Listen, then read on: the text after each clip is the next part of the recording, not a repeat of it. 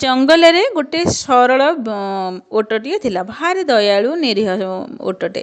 ତାର କେହି ସାଙ୍ଗ ନଥିଲେ, ଆଉ ବିଲୁଆରେ ବି କେହି ସାଙ୍ଗ ନଥିଲେ। ବିଲୁଆ କହିଲା, ସାଙ୍ଗ ଆଜିଠାରୁ ଆମେ ସାଙ୍ଗ ହେବା। ତାପରେ ଓଟ କହିଲା, ହଉ ଠିକ୍ ଅଛି, ଆମେ ଦୁହେଁ ସାଙ୍ଗ। ତାପରେ ବିଲୁଆ କହିଲା, ସାଙ୍ଗ ଚାଲ ଆମେ ଯିବା ସେପଟ ଗାଁକୁ, ସେପଟେ ବହୁତ ଫସଲ ଅଛି, ନଈ ପାରି ହେଇକି ଯିବା, ଖାଇବା। ସେଇଠୁ ଓଟରେ ତାର ଗଲେ, ଗଲାବେଳକୁ ନଈ ପାରି ହେଇକିରି ଗଲେ। ଓଟ ପିଠିରେ ବିଲୁଆ ବସିଲା, ଆଉ ଓଟ ପାରି କରିକି ନେଇକିରି ଗଲା। ସେପଟେ ଯାଇକିରି ଫସଲ ଖାଇଲେ। ଫସଲ ଖାଇସାରିଲା ପରେ ବିଲୁଆର ତ ବଦମାସି ବୁଦ୍ଧି। ବିଲୁଆ ସେଇଠୁ କହିଲା, ଇଏ ଓଟ ଯଦି ମରିଯିବ, ମୁଁ ଓଟ ମାଂସ ଖାଇକିରି ଏଇଠି ଖୁସିରେ ରହିବି, ବହୁତ ଦିନ ମୋର ପଳେଇବ। ତାପରେ ସେଇଠୁ ଜୋରରେ ରଡ଼ି କରିଦେଲା। ଫସଲ ମାଲିକ ଆସିକିରି ଓଟକୁ ପିଟିଲା ବେଳକୁ ଓଟ ସେଇଠୁ ଧାଇଁ ଧାଇଁ ପଳେଇ ଆସିଲା। ତା ଓଟ ଜାଣିପାରିଲା ବିଲୁଆର ବଦମାସି ବୋଲି। ଓଟ ଭାବିଲା, ଆକୁ ପାନେ ମୁଁ ଦେବି। ତାପରେ ସେଇଠୁ ଓଟ କ'ଣ କଲା, ପାଣିରେ ଯାଉଥିଲା, ଜୋରରେ ଥରିଲା। ବିଲୁଆ ତ ତା ପିଠିରେ ବସିଛି।